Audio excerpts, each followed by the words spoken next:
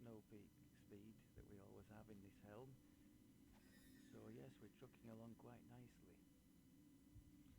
The staple strategy has been to lead with the sound burst, which has been excellent. There's not too much resisting that unless you come to elementals and undeads, that kind of thing, which are obviously immune. The solution to that going into epic will be the burst of glacial wrath. As we are completely evocation based, that should work quite well too, I'm hoping.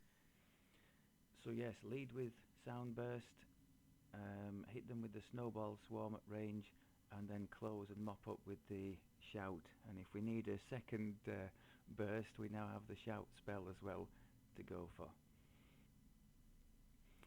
So as you can see, even out of Reaper, we're into the low 40s now on our DCs, which is very respectable, I think, at this level. So more than happy with that. And scroll wise, my goodness, what a contrast between the struggles with the monk last life. Any scroll we want to use, we can use. I mean, even now, we're even casting greater heroism scrolls instead of messing with those belts, because I have a terrible habit of swapping to the belt, you know, to cast the greater heroism, and then not putting back the belt that we should be wearing, which in this case would break a set and leave us without our master's gift. So really nice to be able to use those scrolls. And he could even, we just did the Jungle of Khyber, the one with all the beholders. He was even able to use scrolls of greater resto when they level drained him. So really strong, that. Not quite, I don't think, on a par with the Warlock of the same level, because they get a couple of boosts, don't they, to UMD, but certainly not too far away. In that same ballpark. So the leveling process in terms of, you know, raise deads and the sort of divine spells that you might want to cast, really good. Otherwise, enhancements pretty much the same. We've got some more points to spend. I could actually, oh, why not? I could give us another DC, couldn't I? If I had the trees more balanced, I could perhaps go into there as well. Let's just take another casting DC. So up even higher now. I'm going to reorganize everything at 12 anyway. Obviously that's the time when the tier 5s come available, so we're going to push into, we're going to delete a lot of this, push into here for the Horn of Thunder. That Sleet Storm we haven't really been using, to be honest. I don't know whether I might make use of it in Epic, but probably not. And focus is on getting rid of stuff rather than and we have much better crowd control than that in terms of sound bursts, so I don't think so there.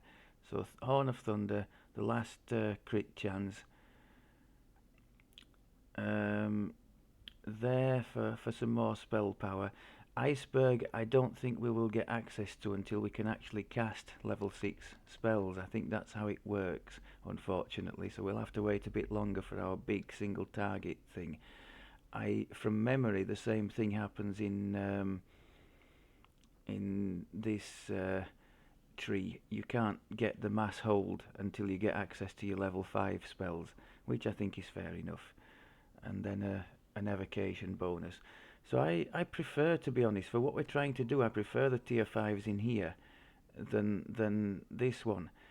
The regenerating spell points, yes, nice in heroic, but doesn't scale at all into epic, so a bit useless. Horn is just the same as that one. This one, if we're not doing mass hold enchant, which we're not this life, it's a bit useless to us. Same there, mass hold. And that, Well, we have enough crowd control anyway with the sound burst without doing anything with that. So I really wouldn't do much with those tier 5s. So I'm thinking tier 5 in here plus capstone. Our 12 or whatever points in here for this core lightning thing that we have based our race around this time around. And the rest in here for nice things like this one, +1 caster level for spells. Freedom of movement we don't really need because we've got it as a spell. The regenerating health, even though it's small and it'd probably be nerfed by Reaper mode, I'll experiment with that. And the 4th core would be nice to have for another spell DC. I think we can do that. All out in here, 20 some in there, 12 in here. Happy days. That's what we're looking towards anyway.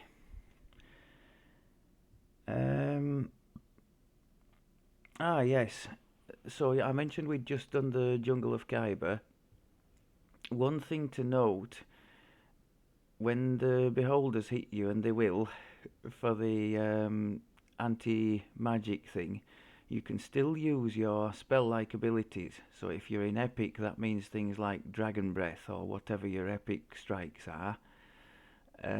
Here in Heroic, we've got our Snowball Swarm, Shout, and Sonic Blast, which we could use all 3 of those without any problem, even under the effect of the anti-magic. So that was very helpful, as was the ability to use the Greater Restoration when they did hit us, as was the crazy range that we've got on these spells.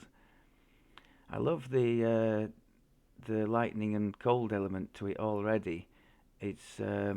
It's quite immersive when that lightning bolt thing goes off of its own accord, and the little sort of electric guitar noise it makes, and the this thing when it goes off, much like the sunbolt from the Favoured Soul, this big crackling thing coming out. It's nice. I'm looking forward to demoing the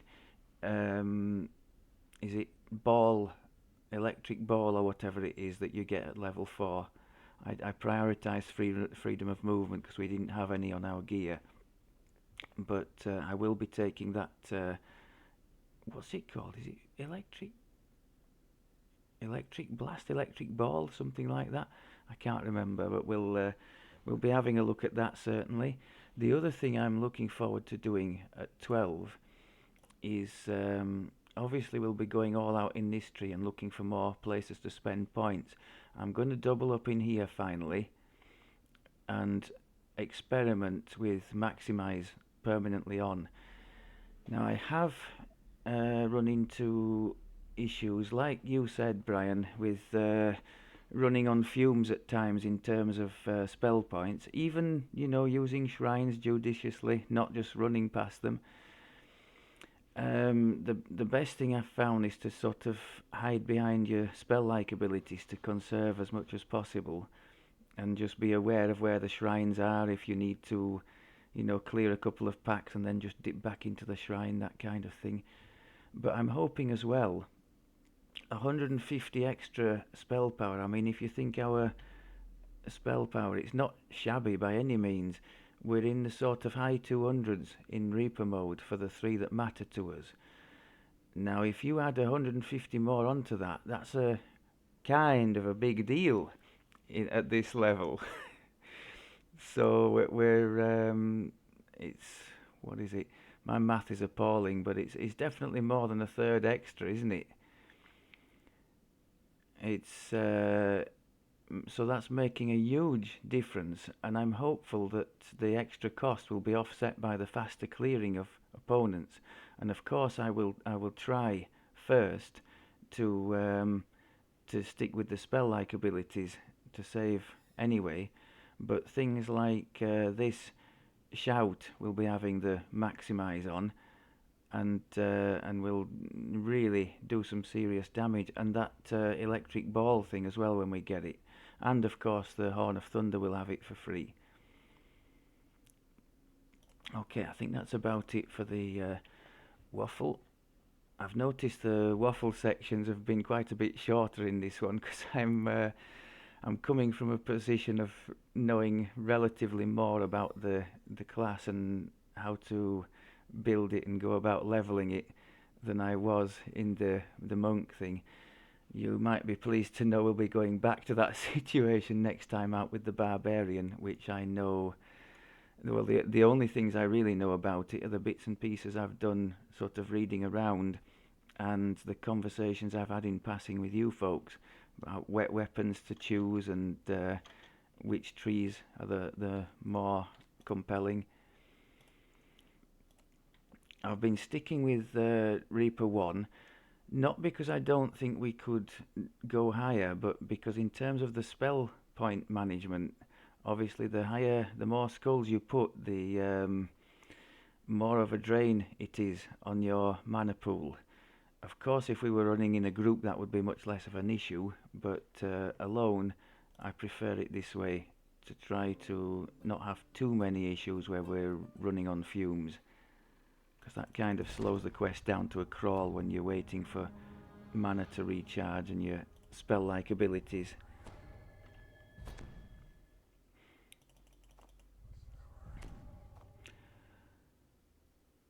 One thing to note in here, one mistake I have made in the past, there are two levers that you need to pull at opposite ends of the dungeon to clear the way forwards. Whatever you do, don't be tempted to DDO when you've done one side, because it DDOs you back outside, well, back to this area, which is outside a then locked door. So if you want to come back in and play a meaningful part, it's just not going to happen. For those of you who don't know the quest, I will show you that in a second. The lever locks into place and the gate opens. You hear this. A warforged worker beckons to you from inside the foundry. So this door here is going to lock behind us. Or that, no, that one there, look. So now there's no, if somebody was trying to come in, that would be impassable.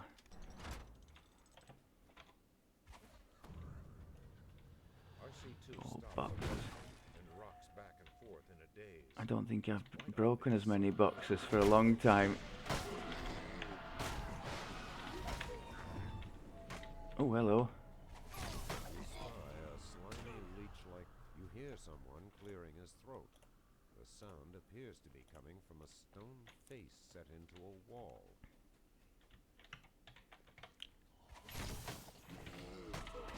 I was trying to chain two together there.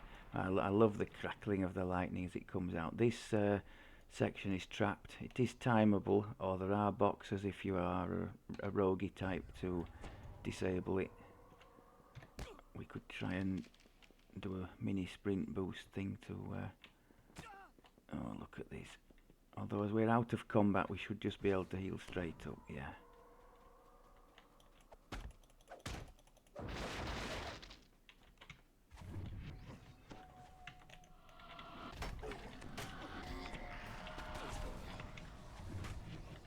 Okay. More boxes. I think that's what we are this life, just a glorified box breaker. Oh, mistake there.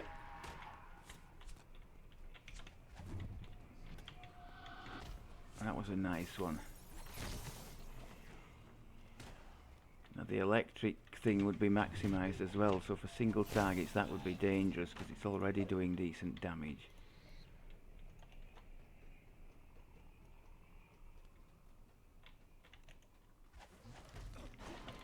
I was talking when we get to 12 and are able to put maximise on everything. That's obviously being used just as is at the moment. In the fullness of time, I'd love to run with everything quickened and maximised. We would make a hell of a mess then.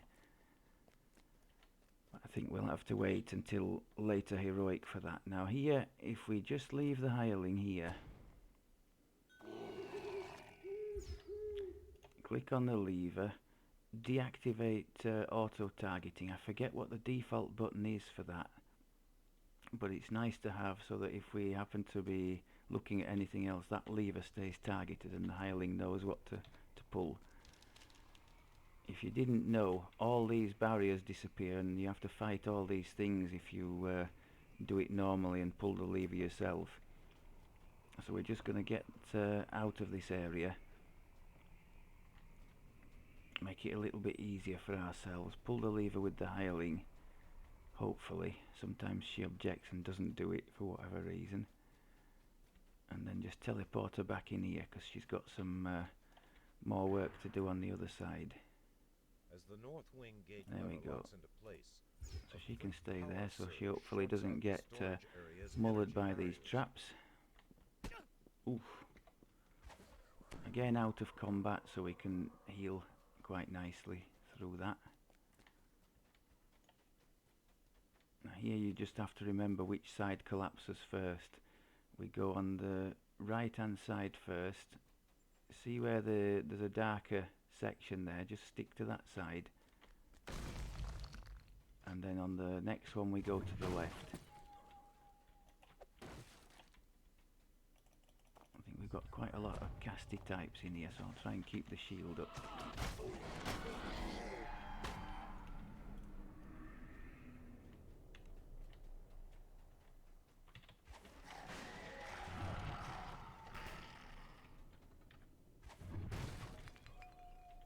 So again, even darker for your section clothing and there, armor, stick you to can the feel left. floor grow warm.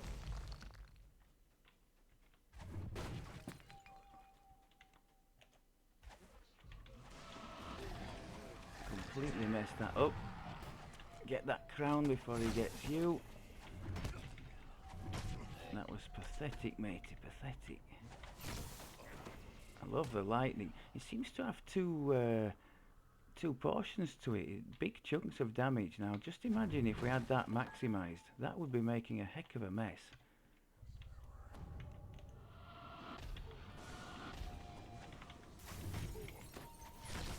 And the little sonic blast still held that dangerous red crown there, still doing a little job for us into the double digits in the levels.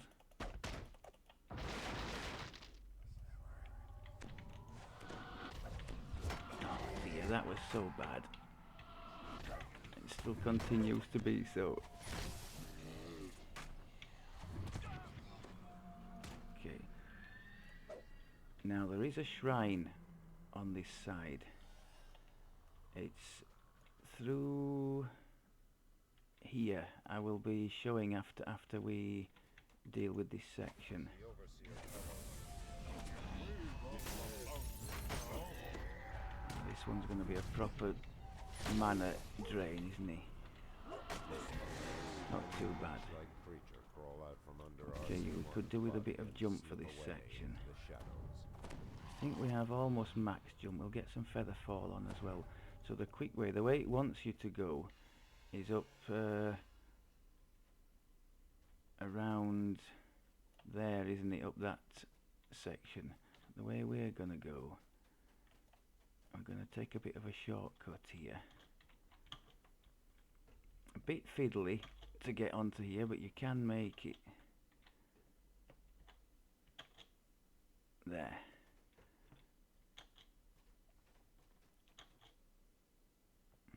Well worth doing because it cuts out a lot of fire trap and opponents. Just got one fella now behind us to deal with. Oh, look at that. Yes, chunk, chunk, chunk. And now is where our sacrificial lamb has to come and do the second part of her job.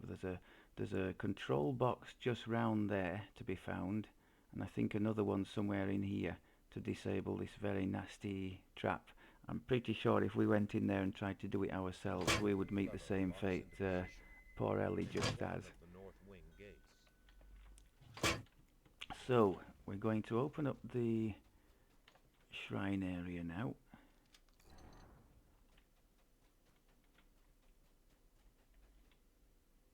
A few a few more of my treasured boxes in here. Mikey's gonna have a field day if he sees this.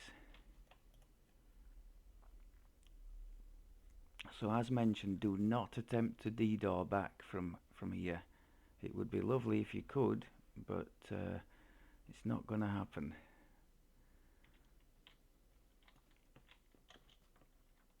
I think maybe you can have a bit of a shortcut through there, but I'm going to go back the way I came because I'm a bit sketchy on that side of it. Rebuff as we go.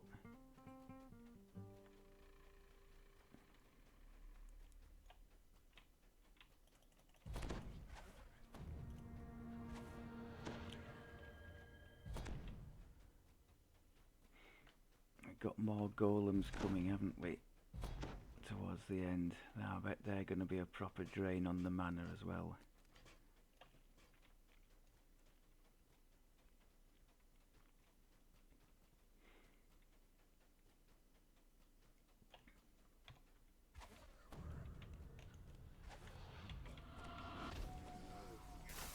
That's nice. So that was a double double shout. The spell-like ability followed by the regular spell, and you can see it just mopped everything up.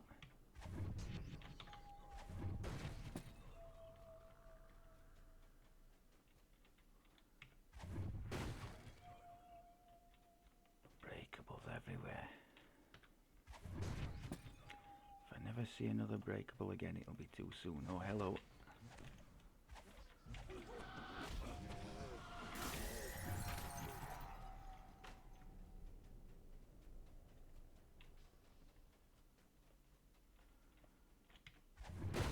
I definitely couldn't do the runs like some people do. Like if you've ever seen Sabajade's channel, the Damsels of DDO, where she goes around sometimes breaking every box. So I just couldn't. I'd run out of patience.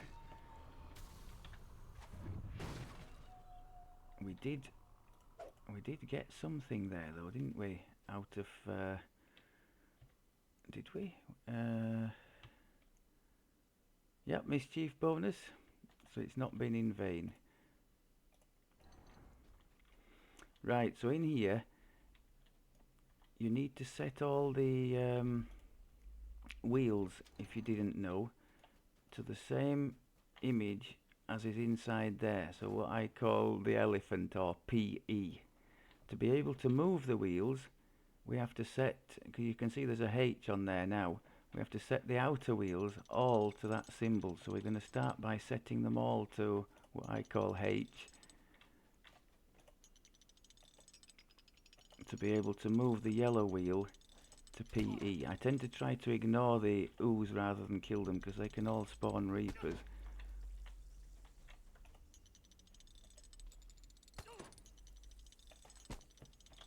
Okay, then we're going to set to F to be able to move the next wheel.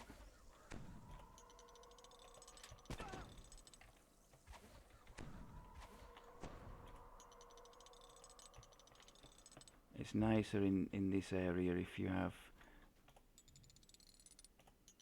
a couple of people, one to sort of kite these ooze, and another now to the scorpion, all to the scorpion as I call it, to be able to move the last wheel. Yeah, generally one person will do the wheels and another one kites the ooze. But it's perfectly doable once you know what you're doing with one person, and as soon as you've set the third one to the PE or elephant, the oozes disappear. And this is this section I'm worried about with all the golems. I'm not too worried about the dogs, but the golems I think are going to be proper mana sponges. I'll activate the Reaper boost for a little bit more.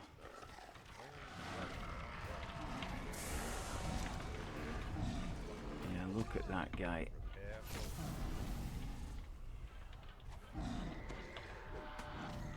He's got damage reduction against all our spells, hasn't he?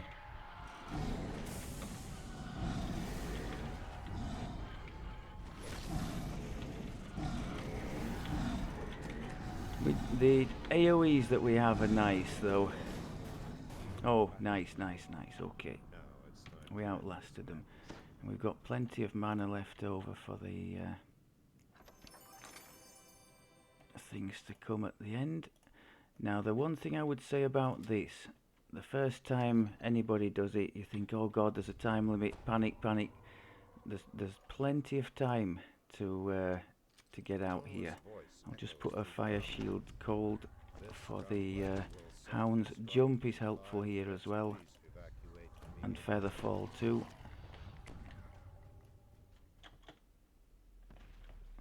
But there's no rush whatsoever. You'll see when we, well, I'm hoping we're eventually going to emerge, that we're not in any kind of time pressure.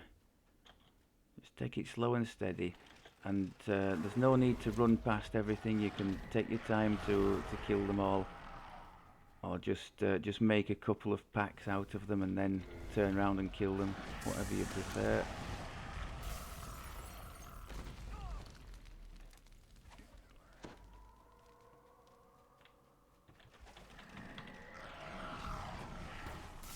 That's our old combination of the two spell-like abilities.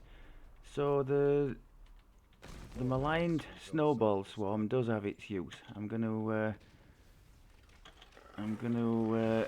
take back what I said earlier. it is worth, in my opinion, investing some into that for the leveling.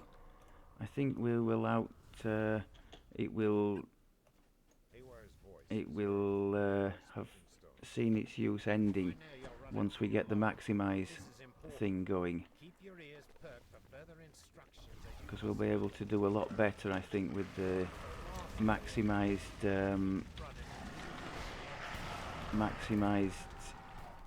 electrical spells that are coming than we can with that spell-like ability Snowstorm, which stops scaling at level 10.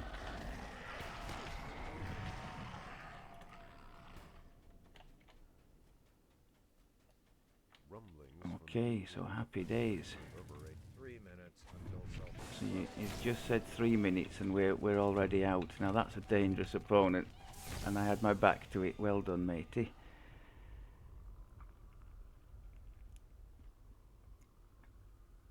And last but not least, whatever you do, don't get silly and start jumping around on this bridge, because if you fall down, there's no way back up. I once did it twice, because somebody once suggested I should jump across the bridge, and for some reason, the game can sort of pull you sideways when you do a jump on there, and you end up falling helplessly off the top of the thing and back to a position where you can't complete the quest, so that was mega frustrating. You feel powerful elemental energy course through your hands. A spellcaster might be able to channel this power.